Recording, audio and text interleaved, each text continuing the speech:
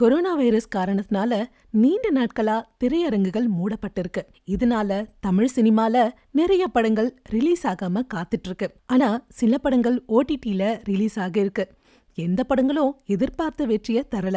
கடந்த சில தினங்களுக்கு முன்னாடி சூர்யா நடிப்புல சுதா கங்கோரா இயக்குன சூரரை போற்று படத்தை அமேசான் பிரைம் வாங்கியிருக்காங்க.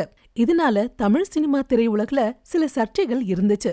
இது குறித்து சூர்யா தன்னோட பத்திரிகை செய்தியில இந்த படத்துல வர வருமானத்துல 5 கோடி ரூபாய பொதுமக்களுக்கு வழங்குவதா கூறியிருந்தாரு. அதுல 2.5 கோடி ரூபாய தன்னோட திரையுலக குடும்பத்தினருக்கு சில தினங்களுக்கு முன்னாடி கொடுத்தாரு.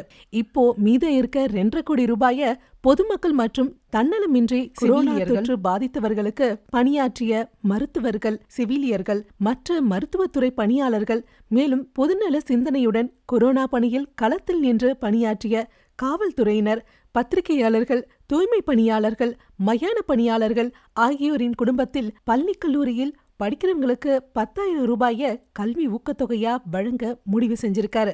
இதுக்காக அகரம் வடிவமைச்சிருக்க விண்ணப்ப படிவத்தை பூர்த்தி செஞ்சு தேவையான ஆவணங்களோட நகல்களை இணைத்து அஞ்சல் மூலமா அகரம் ஃபவுண்டேஷன் முகவரிக்கு அனுப்பணும். விண்ணப்ப படிவத்துல கூறியிருக்க வழிமுறைகள் மற்றும் விதிமுறைகளை பின்பற்றி உதவித்தொகைக்கான தேர்வு அமையும். www.agaram.in இணையதளத்தில் விண்ணப்பத்தை பதிவிறக்கம் செய்து கொள்ளலாம். இந்த தகவல் உங்களுக்கு பிடிச்சிருந்தா மறக்காம லைக் பண்ணுங்க, சப்ஸ்கிரைப் பண்ணுங்க.